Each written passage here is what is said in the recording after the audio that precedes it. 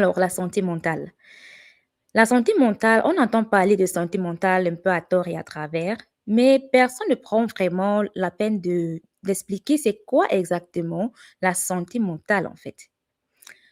La santé mentale, pour faire genre terre à terre, la santé mentale, c'est comment tu te sens à l'intérieur, ma précieuse.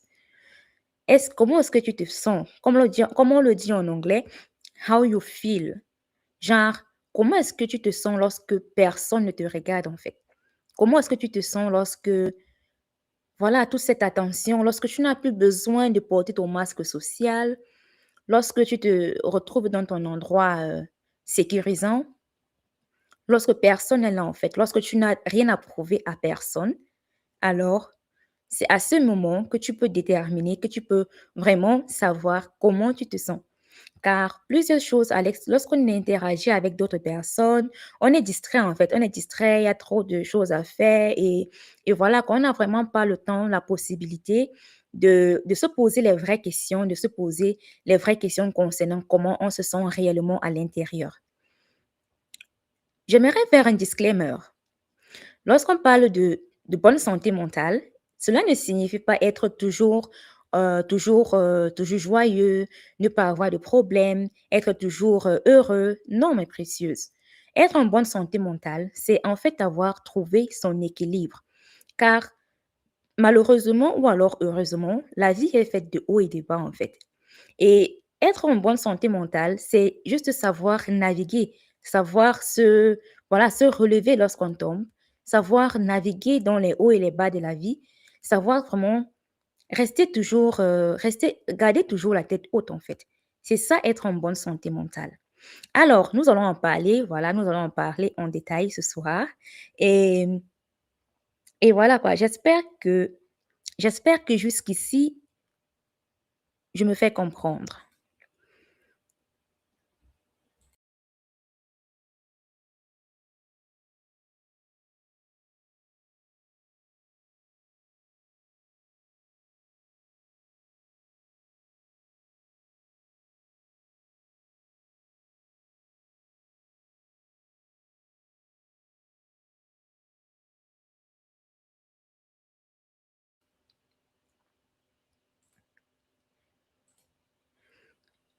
Alors, comme je l'ai dit, voilà, la santé mentale, c'est comment tu te sens à l'intérieur, en fait. Comment tu te sens à l'intérieur. Et justement, étant donné que personne, en fait, ne peut vraiment savoir comment tu te sens, il est parfois aussi difficile de faire vraiment le point, de faire le point, de savoir comment est-ce qu'on se sent réellement à l'intérieur. Ou alors de savoir, genre, de mettre vraiment les mots sur les mots, en fait. Car lorsqu'une personne souffre physiquement, par exemple, lorsqu'une personne a une blessure, ça se voit directement. Voilà, si cette personne crie des douleurs, tout le monde sera d'accord. Oui, la blessure, ça fait mal en fait. Tout le monde voit que voilà, cette personne la souffre, cette personne a besoin d'aide. Et contrairement à cela, contrairement à la santé physique, la santé mentale, c'est quelque chose qui assez subtil en fait. C'est quelque chose qui n'est pas vraiment quantifiable en fait. Et plusieurs personnes, malheureusement, plusieurs femmes souffrent en silence en fait, car personne ne peut vraiment déterminer, personne ne peut voir cela. Et parfois aussi, ça crée de la confusion entre les personnes et la confusion, les jugements. Et voilà quoi. Et pourtant, vraiment, la santé mentale, c'est quelque chose de très intéressant, de très important, je voulais dire de très important.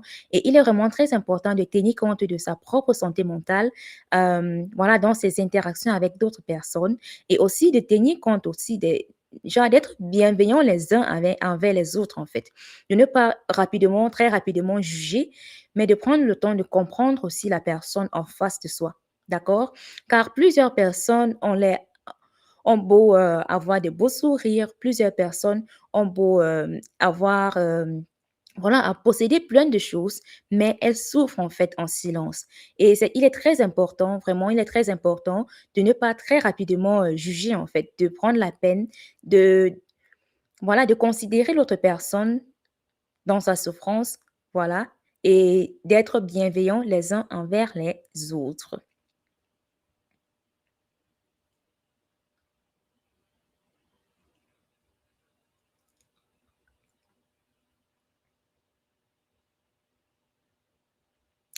Et aussi quelque chose de, voilà, de malheureux avec la santé mentale, c'est que parfois, plusieurs personnes, parfois c'est difficile de se rendre soi-même compte de ces problèmes en fait. Parfois c'est difficile de, voilà, de faire son introspection, d'identifier soi-même les raisons pour lesquelles on souffre. Et c'est encore bien plus dangereux car une personne blessée blesse. Je l'ai déjà dit ici et je le redirai toujours. Une personne blessée blesse en fait. Et il est important, voilà, cela prouve vraiment l'importance de la santé mentale, l'importance de l'éducation sur la santé mentale. D'accord? Alors, ceci dit, il y a plusieurs facteurs qui influencent la santé mentale. Ces facteurs sont, par exemple, entre autres, les émotions, les pensées, le stress, la fatigue mentale, les traumatismes, les blessures de l'enfance et malheureusement ou alors heureusement aussi la génétique. Et chez les femmes, voilà, nous sommes aussi très souvent, euh, voilà quoi, nous sommes aussi très souvent influencés par les changements hormonaux dans notre corps lors de notre cycle menstruel aussi. Ceci, c'est un point aussi très important à ne pas négliger, car les hormones nous influencent beaucoup plus que ce que l'on pense, en fait, mes précieuses. Et parfois, c'est voilà, c'est banalisé, c'est minimisé, et pourtant, plusieurs personnes souffrent, en fait, de ces choses-là. D'accord? Alors, il est important de savoir, ma précieuse, que tu es unique en fait.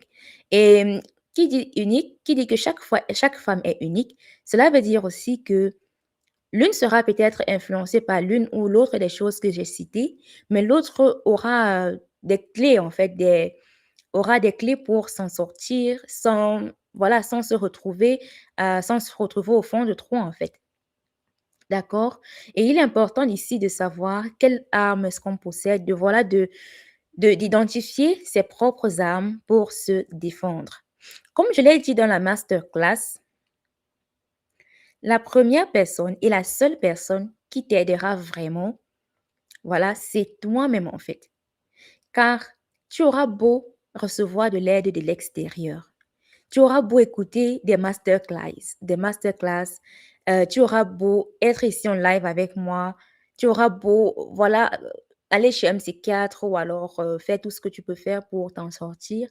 Mais du moment où tu n'as pas pris la décision intérieure de guérir, de te libérer, ma précieuse, tu seras toujours, voilà quoi, tu seras toujours dominé par ce qui te trouble en fait. Tu ne pourras vraiment pas guérir. Voilà, tu ne pourras vraiment pas guérir.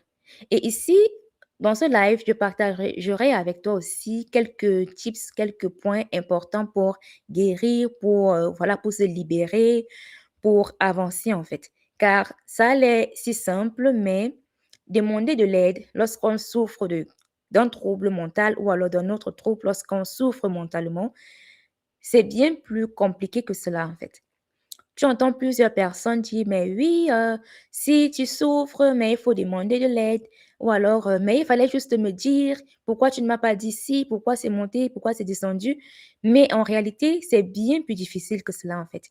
Et une personne qui arrive à mettre les mots sur ces mots, vraiment, c'est une personne courageuse.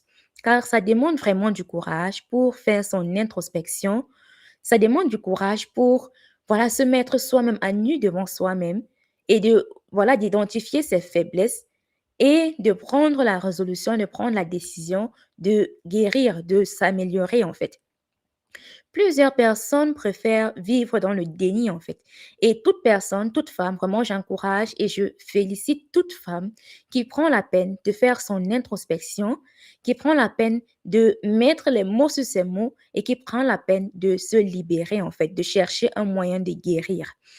Car, comme je vous ai déjà aussi, comme je le dis souvent ici, la féminité, ce n'est pas juste ce qu'on voit à l'extérieur, le make-up, les belles coiffures, les tenues élégantes et tout et tout. La féminité, c'est bien plus que cela en fait. J'aurais beau venir ici partager avec vous les astuces pour être la femme la plus élégante de la pièce, les astuces pour, voilà, pour être la plus féminine du monde et tout. Mais si tu n'as pas guéri intérieurement, ma précieuse, tu ne pourras pas être réellement épanouie dans ton énergie féminine. Tu auras beau te former, tu auras beau faire, voilà quoi, arranger, améliorer ta carrure euh, extérieure, mais à l'intérieur, tu resteras fragile et à l'intérieur, tu ne pourras pas être euh, réellement épanoui dans ton énergie féminine. Et ici, sur devenir féminine, c'est notre objectif en fait, d'être épanoui dans notre énergie féminine. C'est un processus en fait, c'est un processus qui prend du temps et qui prend beaucoup d'investissement. D'accord? Alors, et l'un de ces investissements, c'est de travailler sur sa santé mentale. Car beaucoup de femmes ont vraiment un très grand potentiel, mais à cause des traumatismes, à cause des blessures de l'enfance, à cause du manque de confiance en elles, voilà quoi, ce talent, vraiment ce potentiel est malheureusement gâché en fait. Ce talent est malheureusement gâché et c'est juste dommage car ces femmes auraient pu être voilà quoi, elles auraient pu être des femmes être de très bonnes femmes, de très bonnes personnes pour elles-mêmes et aussi pour la société. D'accord? Car notre société a besoin de plus en plus de femmes qui sont réellement épanouies dans leur énergie féminine, des femmes qui se sentent bien dans leur peau. Car, comme le dit un dicton que j'aime bien, même la plus belle femme du monde ne peut donner que ce qu'elle a. Ceci veut dire une femme qui est épanouie, une femme qui est réellement épanouie dans son énergie féminine, ne pourra donner que amour autour d'elle en fait. Et quoi de plus beau, quoi de plus beau, quoi de plus merveilleux qu'une femme qui est réellement épanouie, qui s'aime en fait, qui s'aime elle-même d'abord et qui partage de l'amour autour d'elle. Car lorsque vous aurez vraiment compris c'est quoi la puissance de l'énergie féminine, mes précieuses, vraiment, vous arrêterez de vous battre pour des choses qui n'ont pas de sens, pour les futilités en fait. Car la force de l'énergie féminine, c'est une force, voilà, c'est une force juste merveilleuse en fait. C'est une force qui peut transporter des montagnes. D'accord? Et ceci dit, il est important pour chaque femme de connaître, voilà, et de se reconnecter à cette force intérieure-là qu'elle a en elle en fait. Car on a beau courir vers les choses extérieures, mais pourtant, le Créateur, Dieu nous a donné, Dieu a mis en chaque femme un pouvoir exceptionnel. Mais précieuse, vous vous rendez compte que la femme, c'est celle qui porte la vie, en fait. C'est celle qui apporte la vie, en fait, mes précieuses. Et si une femme arrive à savoir comment ce mécanisme-là se passe, comment être alignée, en fait, avec toutes ces énergies, alors, mes précieuses, vraiment, cette femme est imbattable. D'accord? Et l'objectif de devenir féminine, en fait, c'est voilà, d'aider les femmes à s'épanouir dans leur énergie féminine. Mais en observant autour de moi et aussi, voilà, au fur et à mesure que je partage avec vous, je me rends compte que beaucoup de femmes ne sont même pas encore prêtes. Lorsqu'on parle de féminité, beaucoup de femmes ne sont même pas encore prêtes, en fait, à entendre parler de féminité. D'accord? Car elles sont encore dans les blessures, dans les blocages, dans voilà quoi, dans les traumatismes et tout. Et c'est très compliqué voilà, d'être épanoui dans sa féminité lorsqu'on est encore sur le poids de ces traumatismes, en fait. D'accord? Ceci dit, il est vraiment très important. Voilà, c'est la raison pour laquelle j'insiste vraiment sur la guérison, mes précieuses, sur la guérison. Car c'est en guérissant qu'on pourra s'épanouir, réellement s'épanouir dans sa féminité. Alors, mes précieuses, nous avons parlé de quelques facteurs qui influencent la santé mentale des femmes.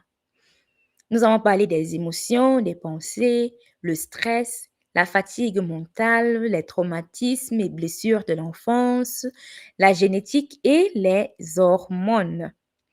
Alors, mes précieuses, les émotions.